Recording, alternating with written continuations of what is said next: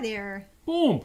Welcome. Hello, you good people, friends, lovers. Boom to you. Happy January 15th. Thank you for joining us. This is 5 Minutes with Robert and Amy Nasir. Just bringing up the chat here. All right. There we are. There you are.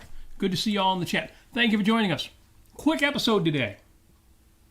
Don't we always say that? But this time I really mean it, because today, January 15th, is the 15th day of this, your best year yet.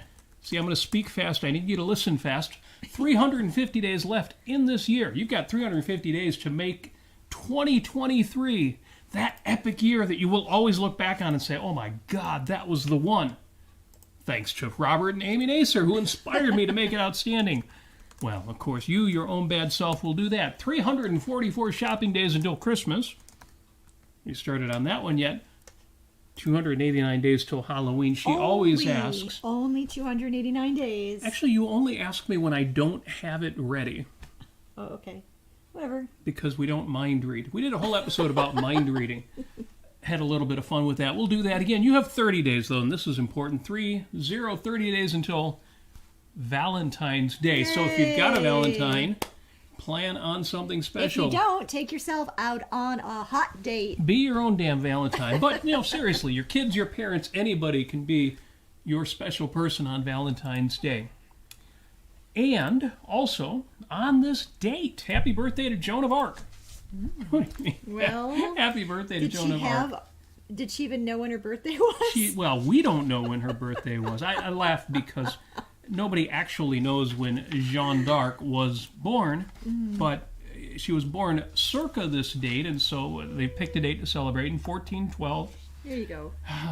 We do know she passed away on May 30th, 1431, so very young, age 19.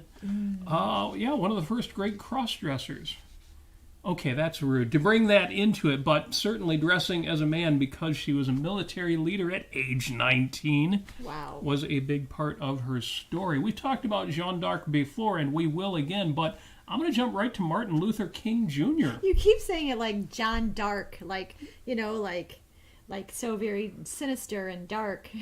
Okay, I have to point out that is the closer to French pronunciation, and where I first where I first picked that up was from Ayn Rand, who pronounced it that way, Jeanne d'Arc, when she read her own short story, "The Simplest Thing in the World."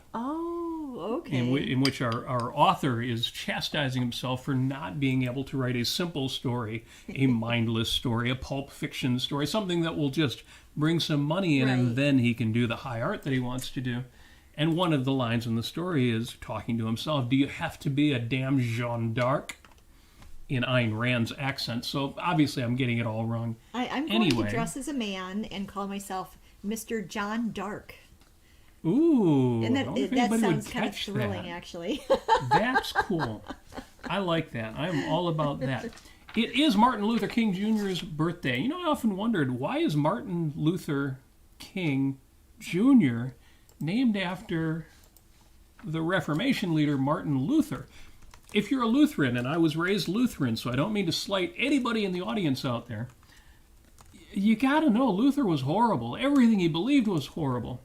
And I finally found out. I looked it up. Where did I look it up? Well, it is National Wikipedia Day, and that makes it valid on this date to use Wikipedia as a source. But it's interesting that Martin Luther King Jr. was born Michael King Jr., his father being Michael King Sr. And his father went and toured historical places in Europe. And he was, where is my note on this? Thought I was going to be able to do that real fast. I'll have to do it from memory. His father actually changed his name because he thought Lutheranism was better than what was going on in Germany at the time. This was the 1930s and the early days of Nazism. And so Michael King Sr. changes his name to, Martin Luther King Sr., and poor young Michael Jr. is 5 years old. And I don't know, maybe he wanted it this way, or maybe his father imposed it on him, but if Michael King Sr. changed his name to Martin Luther King Sr., it was only natural that he changed his son's name at 5 years old to Martin Luther King Jr. But the great man, the great civil rights leader, the most visible and well-known leader of the civil rights movement. He was a Baptist minister and believed in advancing civil rights by nonviolent methods. And we've talked on the show a comparison between Martin Luther King Jr. and Malcolm X. Malcolm X, of course, believed there are certain things you were not going to be able to accomplish without physical aggression.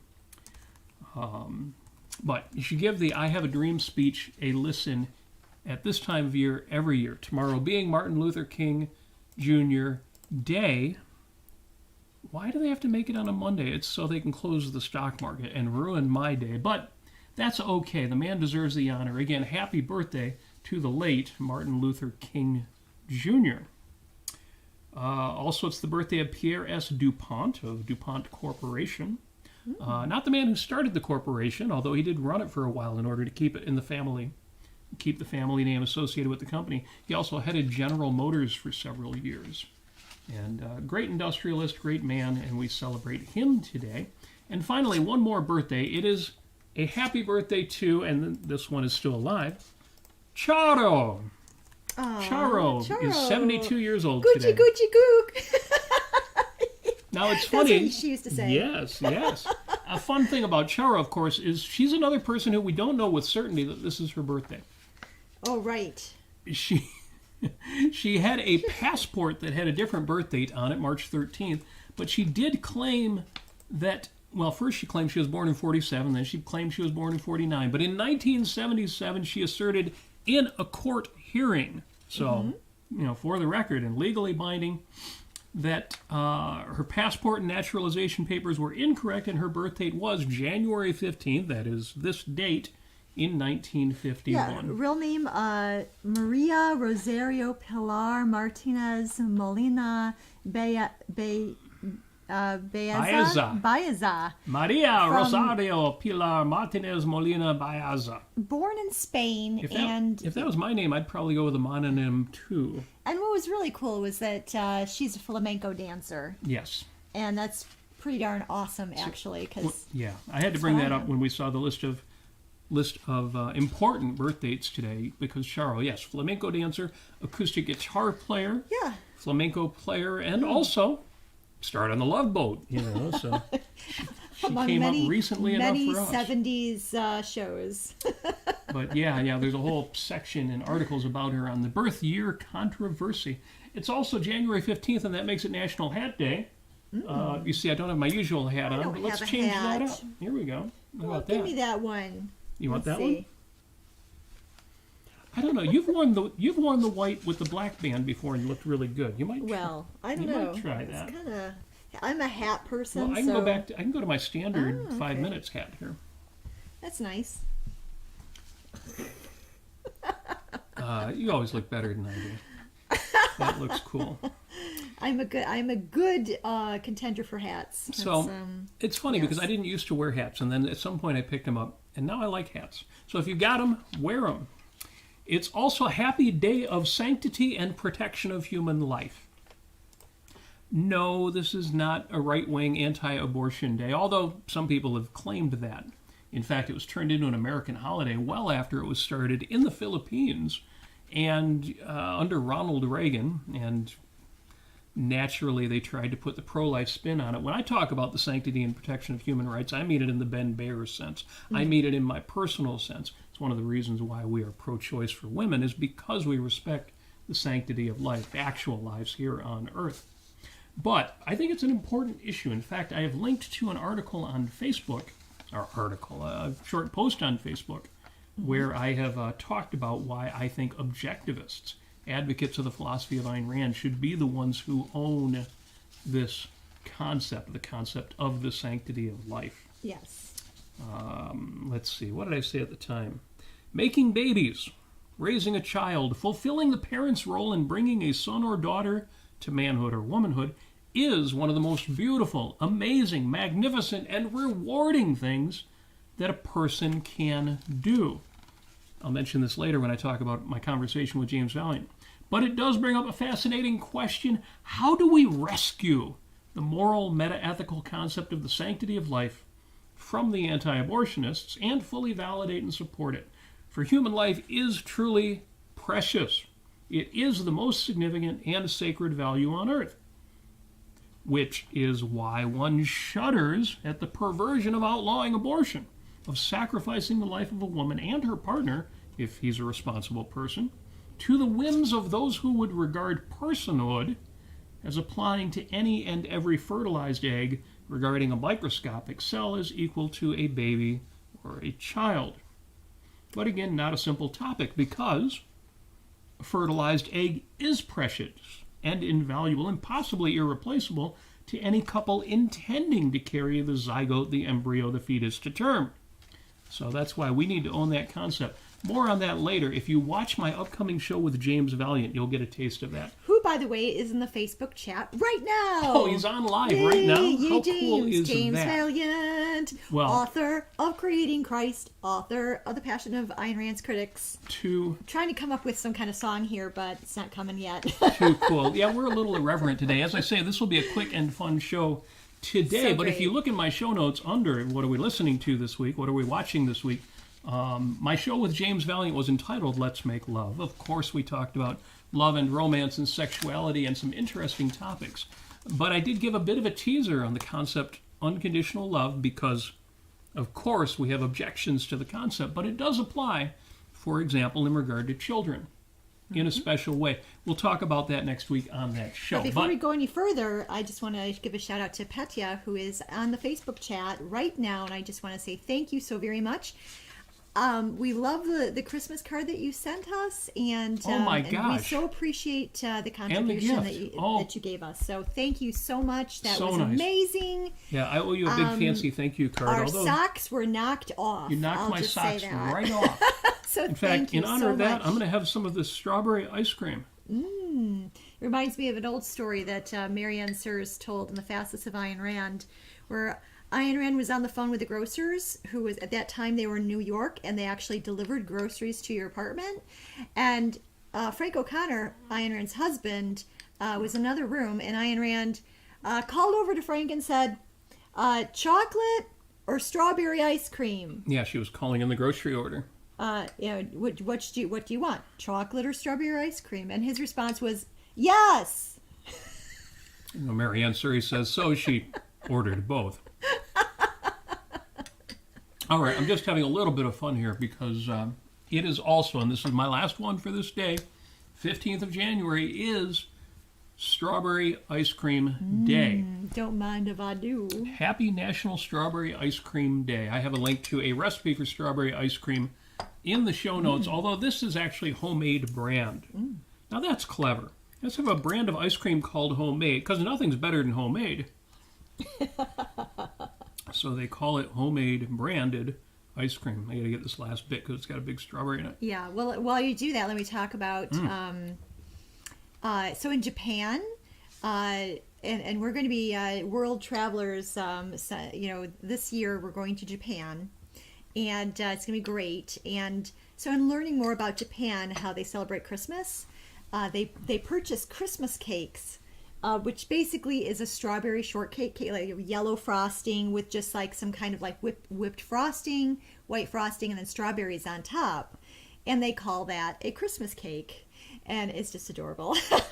It's fun because we've talked about, Amy and I have talked about, James Valiant and I have talked about, many of us have talked about the secularization of Christmas, which some people regard as a bad thing, but we all know is one of the great things about Christmas, especially as it evolved in the late 1800s and up until modern times.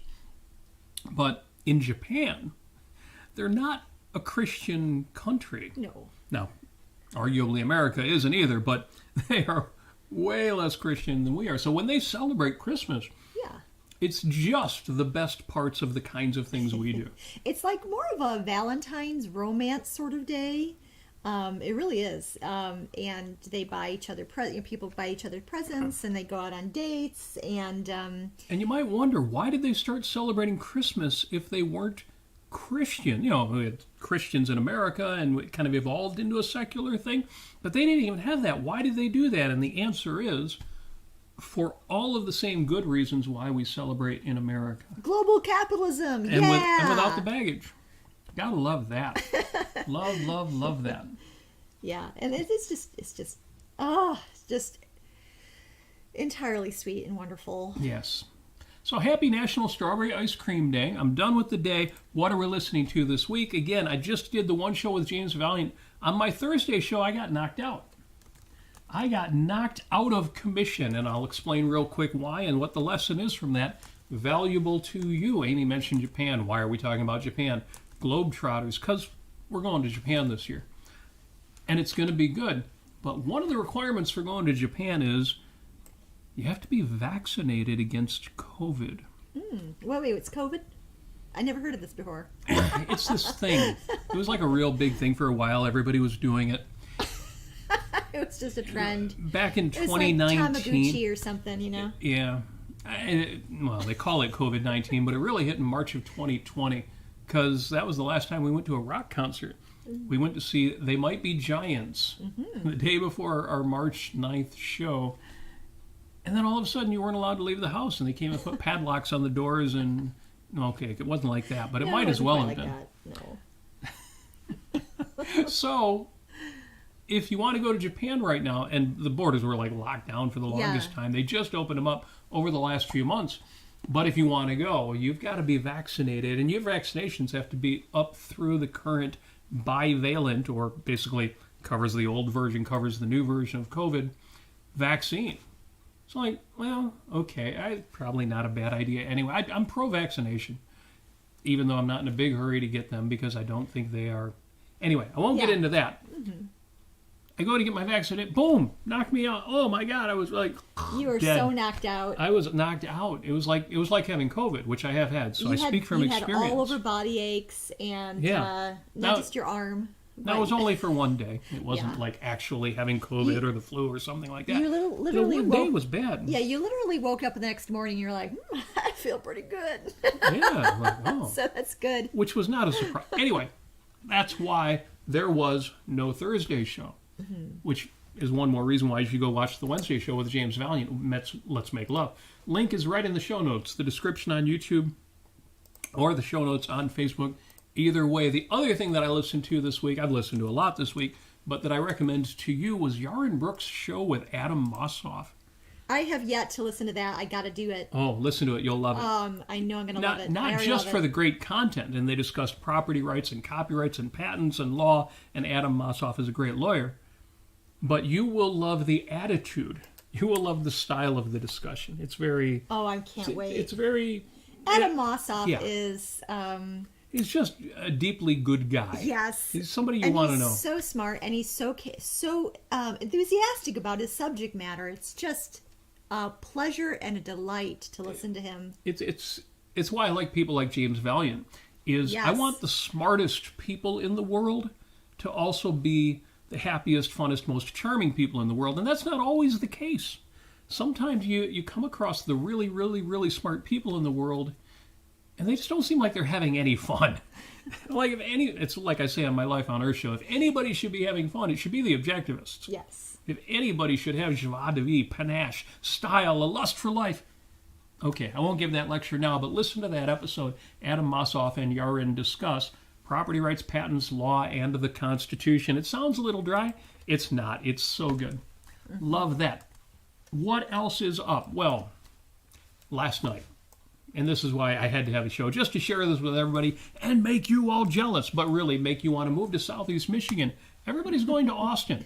Well, a few people are going to Colorado. Where are all the objectivists? They're all in Austin, Texas. Okay, that's cool. Maybe we'll end up there. Maybe the pull will be irresistible. But last night, Great Lakes objectivists, GLOW, had our monthly dinner meeting, second Saturday of every month. And it was so cool. It was lightly attended. It was, winter glows are never that heavily. Well, sometimes they are. Anyway, it was a good night. It was a good dinner. Amy made her homemade turkey chili. Yeah, it turned out really good in a crock pot, simmering for 4 hours. It was really quite delicious. Yes, I helped. But, you helped a lot. But I consider it Amy's chili. Then we had, salads along with it, and then dessert, which we'll get into. So we hung with our friends. We had a good time. We even went out back. So good. And Amy will post this. We had a bonfire of our Christmas tree. Yes. If you've never burned your Christmas tree, I mean, assuming you have a real tree, not an artificial tree, They burn don't so burn- beautifully. Don't burn your artificial tree. No, that's probably ill-advised. It's really stinky.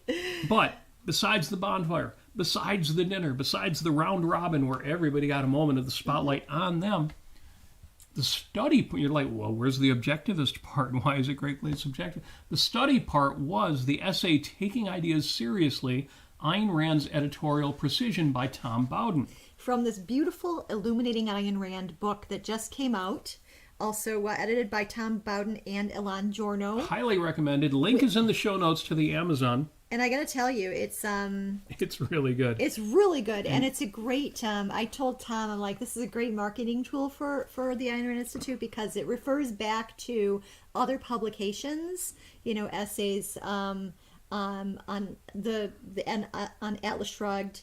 There's Facets of Ayn Rand. It refers to. There's all sorts of books that were published through ARI and Right. through.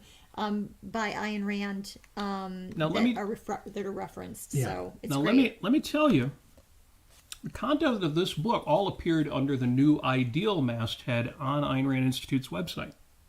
And you're thinking, well, if it's all online, why would I buy the book? And the answer is, these are essays over the course of time.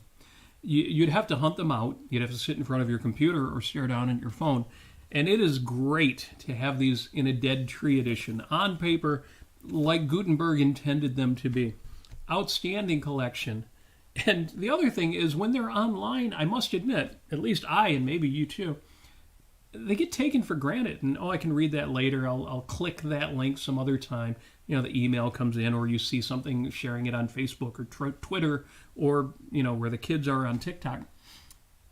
It's so great having them in a book, and it just draws, because they're really good essays. They're very good. Yes. And when talking to Tom Bowden last night, I complimented on his work. He said, well, that was there's the big 10, surprise. like 90% Ayn Rand and 10% Tom and Ilan, and that was a great effort, that 10%, because it's really difficult to take all that content and distill it into a short essay format and find all of the essentials and only mention really relevant parts and edit. It's a lot of work. So Tom Bowden does all the work for you, but yeah, you dropped the big surprise there, which was, not only did we discuss this essay, but Tom Bowden actually came to dinner. Not literally, but via Zoom. And he joined our group over Zoom on the big screen and talked to us for a good 45 minutes about the essay and what it was like to put it together, and answered questions that we had about it, including the source material. In fact, I have linked to the letter that is used in the initial reference of the article. And this was a letter that Ayn Rand wrote to the editor of Reader's Digest about the essay that she wrote that they were going to publish in Reader's Digest. And they edited it. She sends them this great essay, and they edit it. And she expected that. And, it wasn't that she had any problem with that. But she went to all of the edits they made and explained to them when they needed to revert back to her original phrasing, because they completely changed the meaning of sentences and sometimes ended up with the opposite of what it was that she was saying. And it was great to read this letter, to see this letter to the editor. And what was fascinating about it, we had a discussion about this. She was very respectful. She opens the letter in a very complimentary way. Mm-hmm. She doesn't make any assumptions. Now, Tom Bowden pointed out, well, the Fountainhead hadn't sold 1 million copies yet, so she was, shy and understood she wasn't famous yet. But the other thing was her respect was genuine. Yeah. And that's what stood out for me. We talked a little bit about the art of war and how to make friends and influence people, and how you give somebody something before you ask for something, but this didn't have that character at all. No. This was she was being genuine. She respected the editor was doing the editor's job. Yeah. And I haven't actually ever come across a time when I wrote or read anything that Ayn Rand wrote that I thought, I don't think she's being genuine here. No, she's always being genuine. She was so genuine. And it was just super sweet. Yeah. So take a look at that. The links are all in the description, all in the show notes for this episode of 5 Minutes. So good. Yeah, Great Lakes Objectivists, January 2023, a win. It was so good. It was and good. Wish you were all over there. It was a good night. It's great. Yeah. Yeah, there's a earlier essay from 2020 from Tom Bowden about how to assess your own beliefs, take ideas seriously. So on that theme of taking ideas seriously, look at that link, look at that article. But also, Amy and I had an interesting discussion with friends of ours, Great Lakes objectivists, about enemies, ideological enemies, and taking what they say seriously, taking their ideas seriously, taking them at their word, something that Ayn Rand recommends right at the beginning of the editorial precision article. And we got to talking about cathode ray tubes. No, the other CRT. Critical race theory. I'm like, what are you talking about? Yes, critical race theory. And, what did you say? Something, tubes, what? Oh, somebody else has already mentioned. I think, Jim Ashley, the author, the writer, Jim Ashley, asked about that why are you talking about cathode ray tubes? Oh. Cathode ray tubes are the picture tubes that used to be in televisions and computer screens. So every time somebody to me says, oh yeah, there's an event, a protest, CRT lecture or something like that, I'm like, why are they lecturing about, the only people who use those are graphic designers who still want a picture tube based screen for $40,000. But no. Critical race theory. Yeah. So there is a so if you go on to YouTube, I was really surprised. Type in what is critical race theory, spell it out. And I think the second or third video that you get is from a guy named somebody who I don't know who he is, actually. I don't know what his background is. I don't know. His name is Ryan Chapman. And Amy sent me this link, and I put it in the show notes, so you can click this link and watch that video. But other than this one video, we don't know anything about it.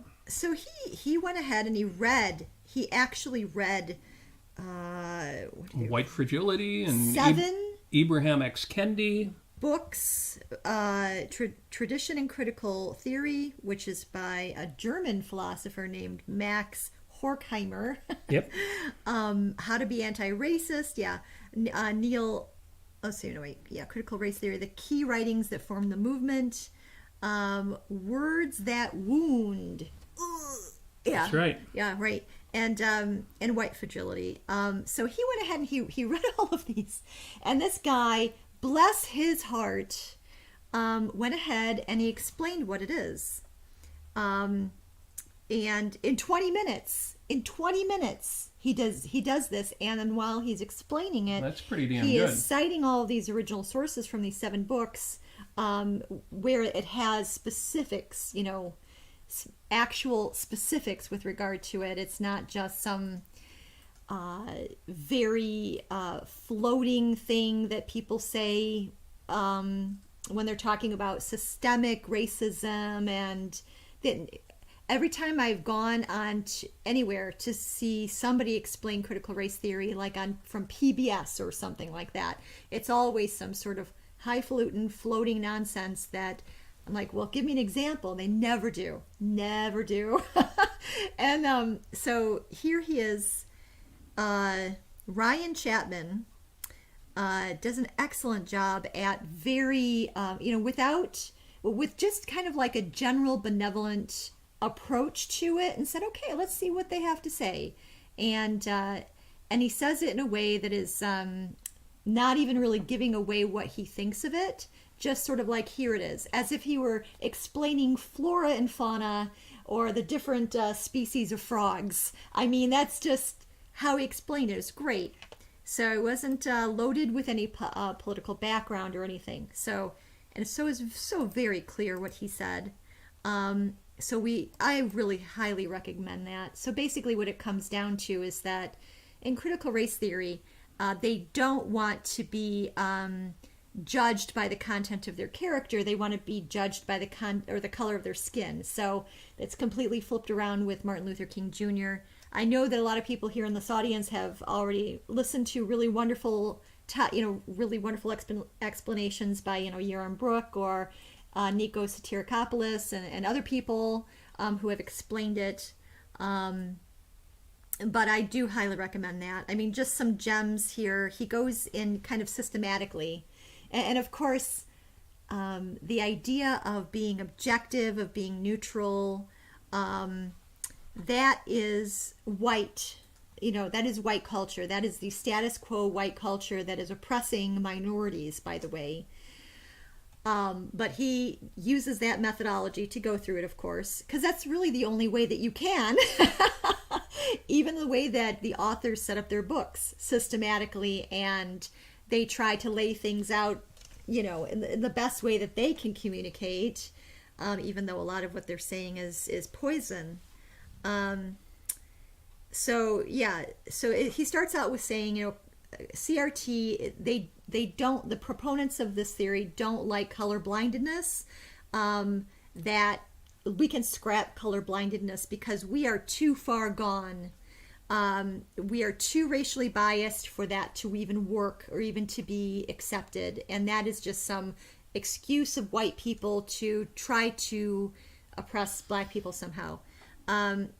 They don't like racial integration and the whole melting pot idea or sharing values, because this approach has uneven power dynamics that destroy the identity and culture of their minority group, and they call that cultural genocide. Instead, so they don't like those two things, colorblindness and racial integration. Instead, they want to conserve the traditions and values of minorities by resisting racial integration. Right. So, because otherwise you're just trying to make everybody Western. You're yeah. trying to force minorities into a white footprint. Right. And all that does is propagate the racism. Yes. And so, from what I can tell, because then it goes into, they promote race consciousness. That makes race very, very important, making sure that it's really important for your own identity.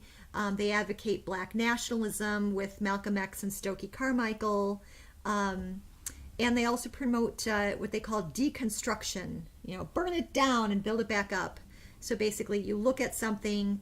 And like a system of the legal system, for instance, and they try to find systems and laws and institutions that promote racism. And however, in a lot of the writings, they kind of poo-poo the idea that you shouldn't engage in legal discourse because then that is legitimizing the system. If you just, I don't know, you make a painting of it or something, or a drawing or a graph, I don't know.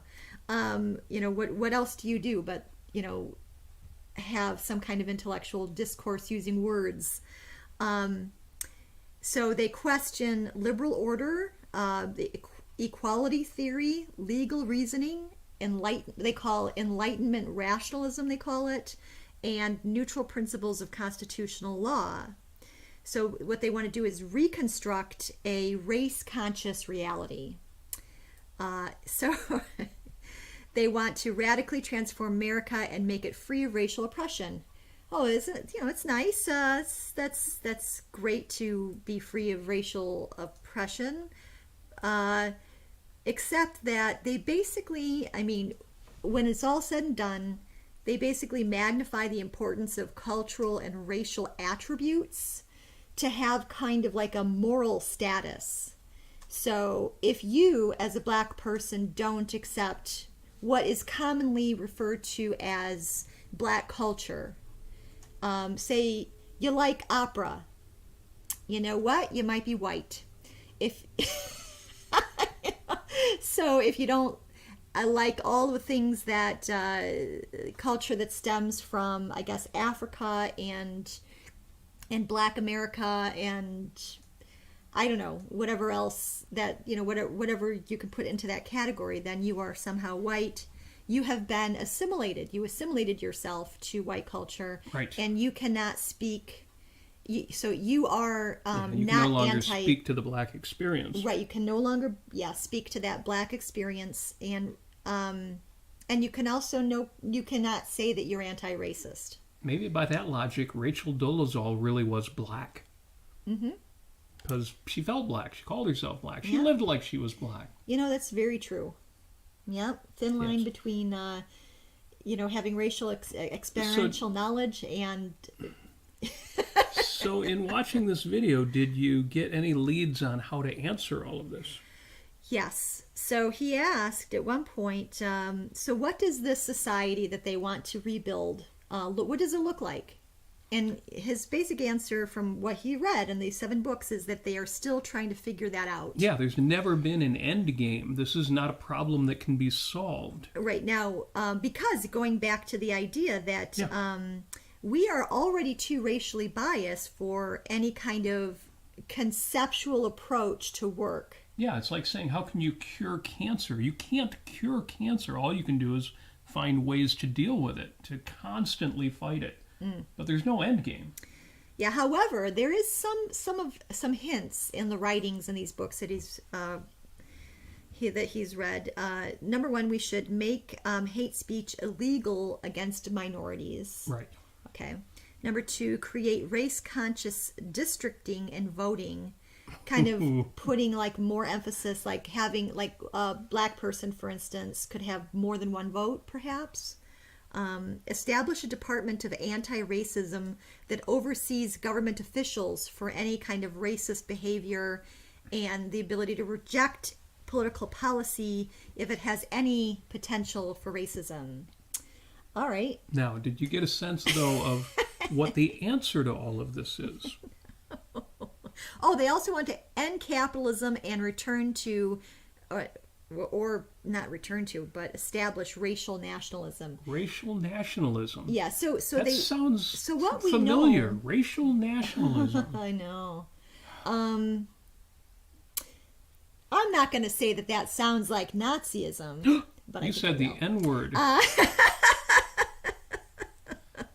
So, yeah. But so, again, and racism, in their view, is anything that perpetuates the status quo of white supremacy. Well, yeah, racism has already been redefined in that it can't be racist if the victim is in the power group. Yeah. That's not racism.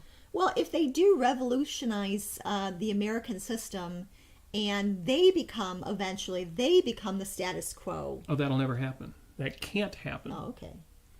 It literally can't happen. You can never, because you can't change the past, you can never fully make up for the past.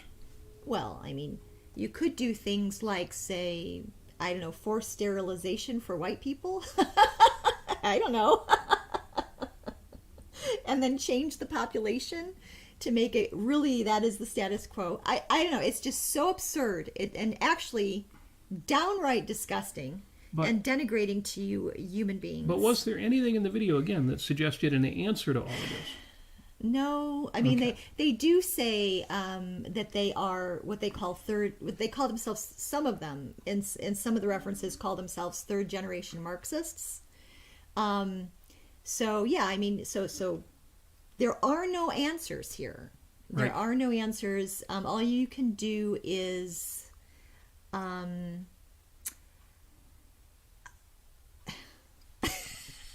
I don't know. Well, So because there is such a vacuum of ideas here, there's just no ideas, no positive assertions going on here.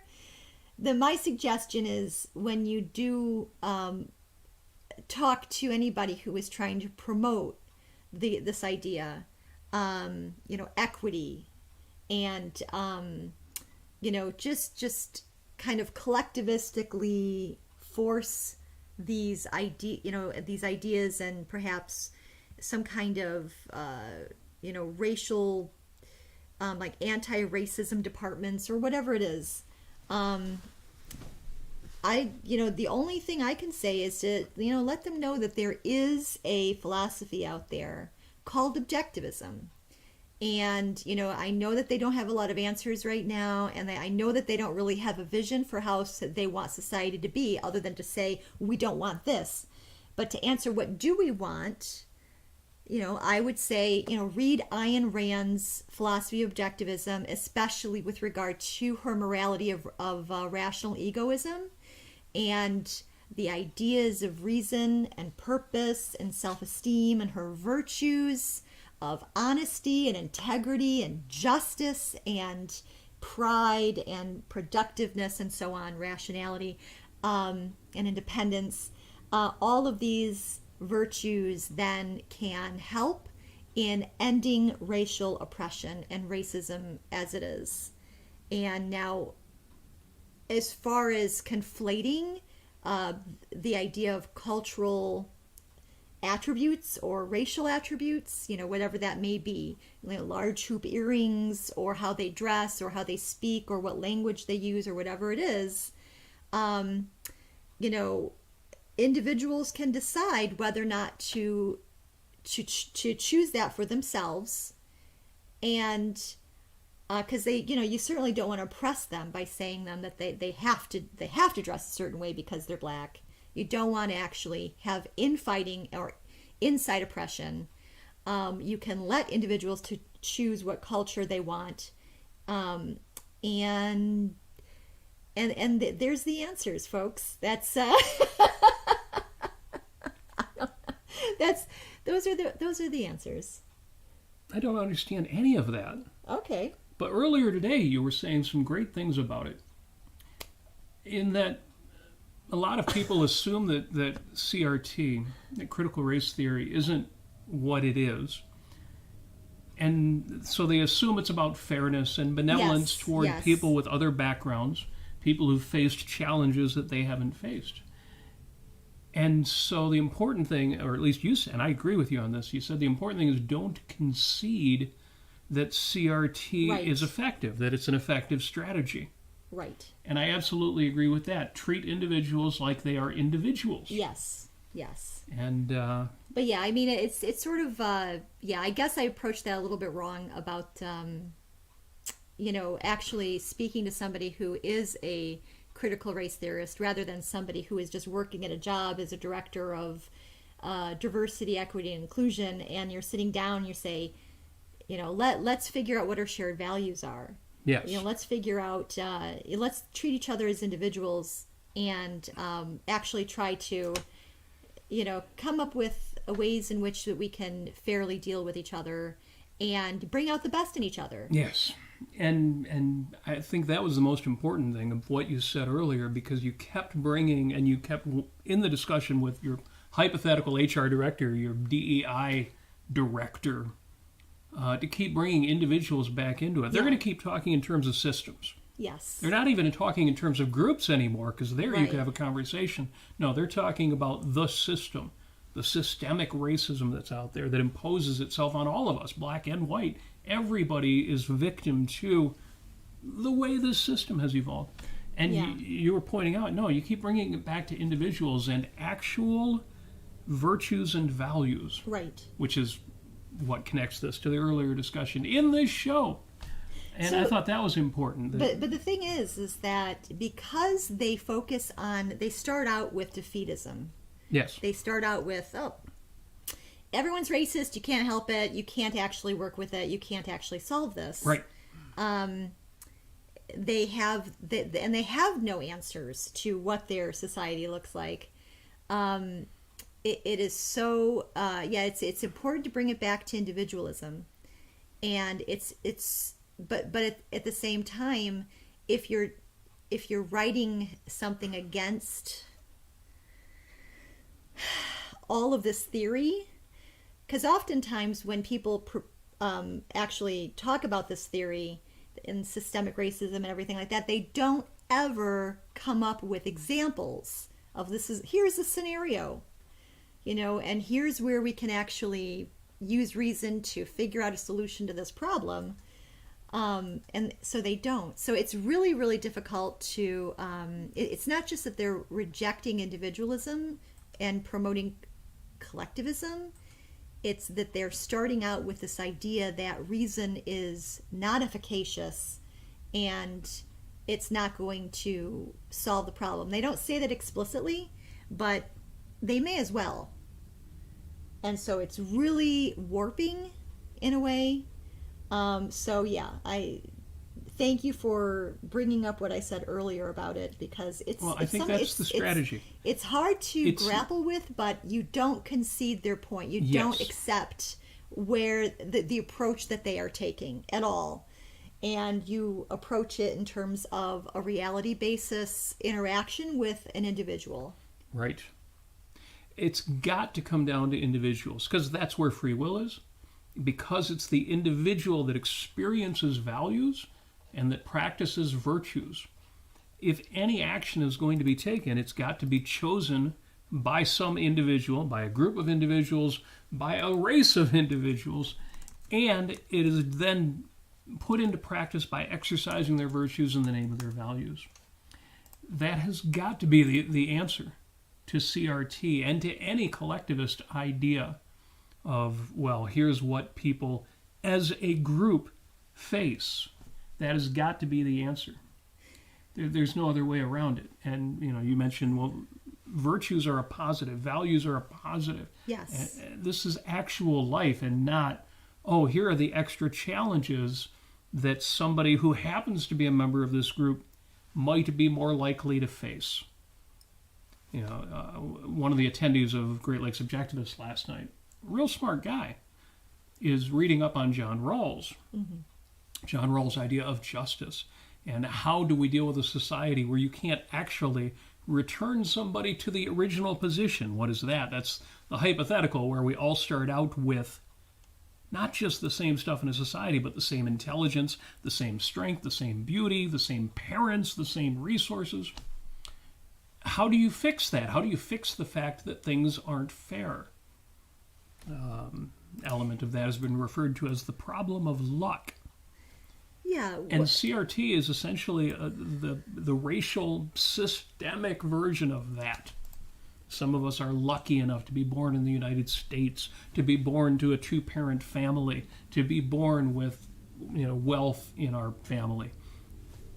Yeah, disagree when they say, when somebody says to you, I want to talk to you about this, but there are no solutions to these problems. Yeah. Say, no, I think there are solutions to these problems, and the way we go about this is by using reason. And yeah, Jim says in the Facebook chat, do they say that reason is racist or white supremacist? Some do, except that obviously you can't go outside of your own epistemology and say, I'm going to use some other divine revelation to reference when speaking words that come from somewhere. Yeah, no. Well, that's where it gets scary, because now we're going to get into standpoint epistemology. Yes. And then we get back to Nazism and polylogism and the idea that Aryan truth is different than Jewish truth. Yes. Right. Yeah. That's a bit scary. But yeah, I mean, if you can't sit down and say, okay, I am who I am, you are who you are. We're both individuals, and we both have a set of values that we love and that we cherish in our lives. Let's find some commonalities instead of differences. Right. And let's talk this out. And all this is not to say this is how you change a vehement advocate of CRT's mind. Mm-hmm. This is not how you get your DEI director to quit their job. All this is to meet minds where you can, do what you can, and be able to walk away from that interaction saying, I can't solve all the problems of the world. I can't fix and make all this go away. But this is the best I can do. And this retains the clarity in my own mind that the primary is values. The primary is reason. Yes. And this is what I have in common, even with that crazy person over there who thinks they're going to solve all of the unfairness in the world using these methods. And part of it is you've got to be willing to say, yes, life is unfair, but your next step in that chain of reasoning is not, and something must be done. Which is what they do. They look at life, they say life is unfair, and in some ways it's harder on some groups than others.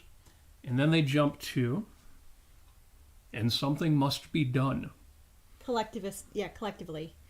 And not in terms of reason or better ideas or philosophy or voluntarily. Or voluntarily, exactly. By individual initiative. Yes. No, that's not going to do it. Because we want to level that playing field, and it is inoperably broken. It can't be leveled. Right. So what we need to do is level the people instead. Yike. Yes. But yeah, I mean, and it's like when they're talking about they don't agree with what they called Enlightenment rationalism. Yes. So what are the principles of the Enlightenment? Is the value of human happiness, a pursuit of knowledge obtained by means of reason and the evidence of the senses, ideals such as natural law, liberty, progress, toleration, fraternity, constitutional government, and separation of church and state. Yeah. And before that is the scientific method. And that so it's like, what do you want to deconstruct first here? What would you like to would you like to deconstruct due process? Is that good?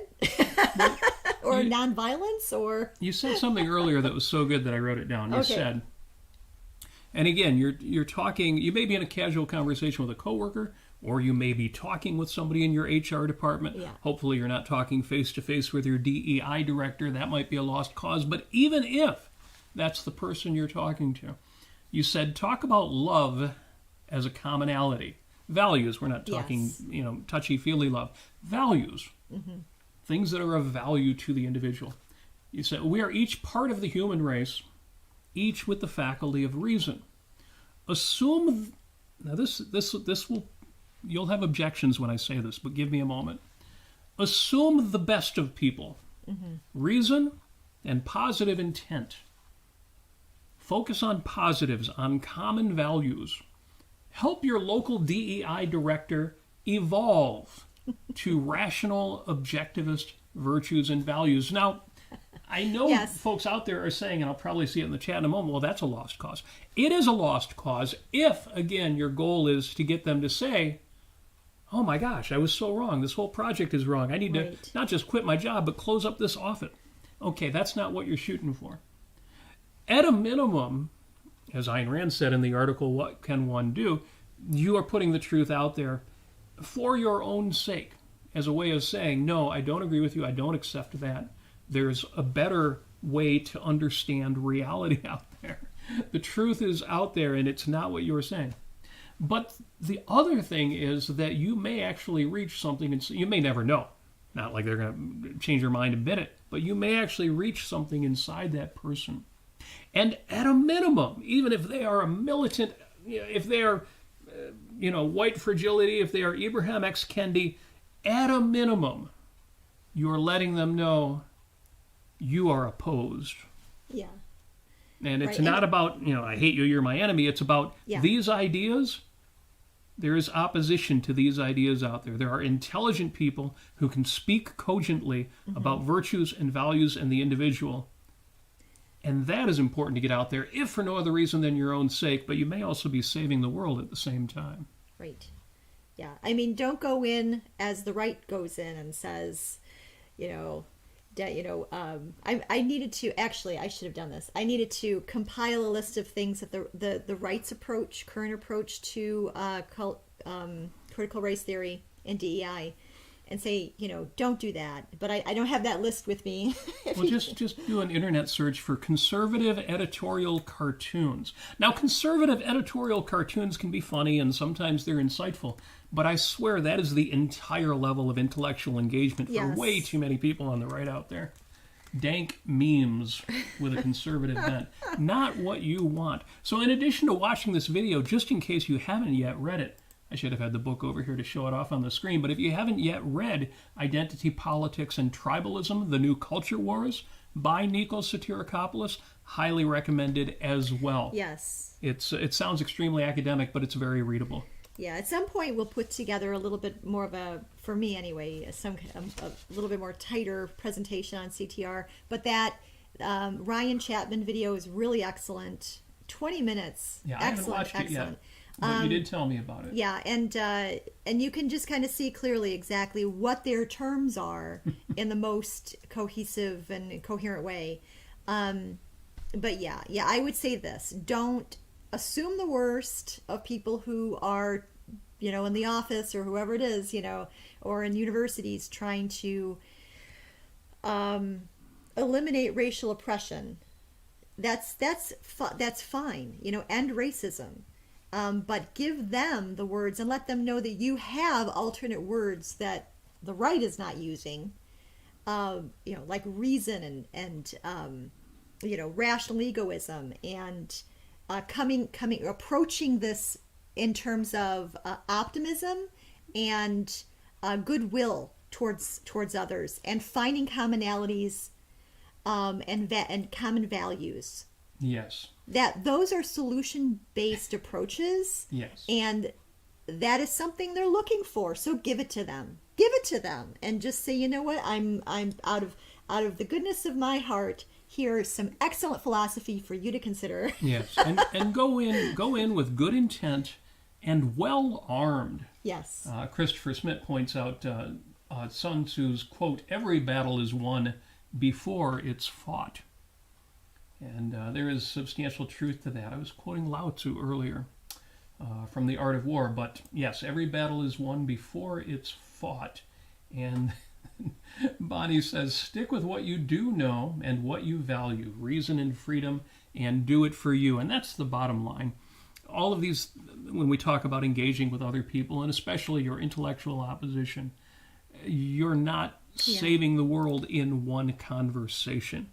You are doing what you can, and for your own sake, for your own clarity, for your own moral clarity.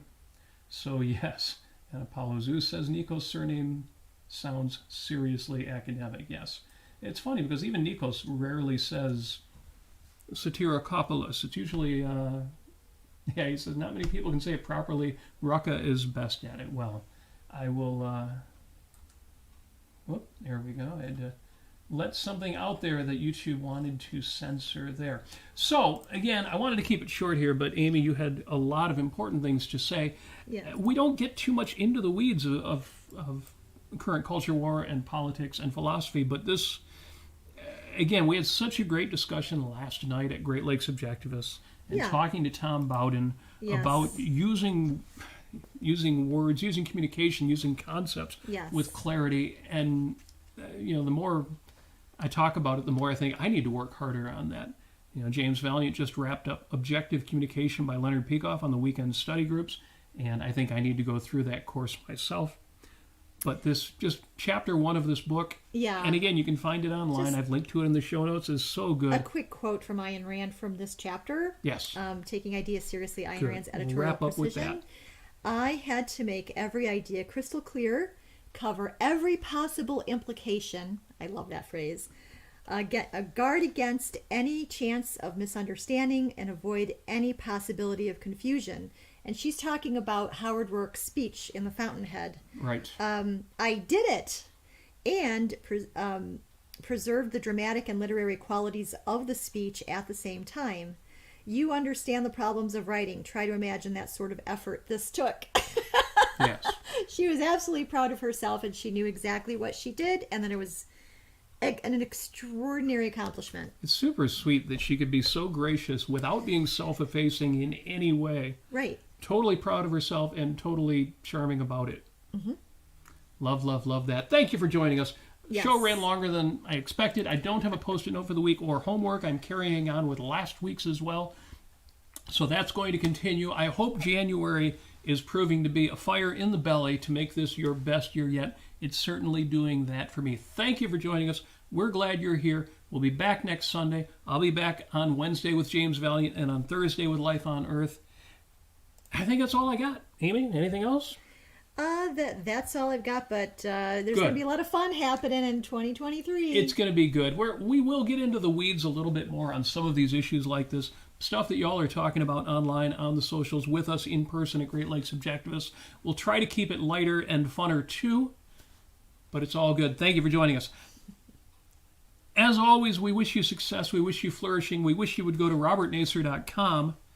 Make sure you subscribe to my YouTube channel. If you want to support the show, go to PayPal or Patreon, links at robertnasir.com. Send a little love. Huge shout out to Jeff and Petya and anybody else who has contributed directly to the show. It gives us the fire. It gives us the reason to keep doing what we do and to have the fun that we are having with you.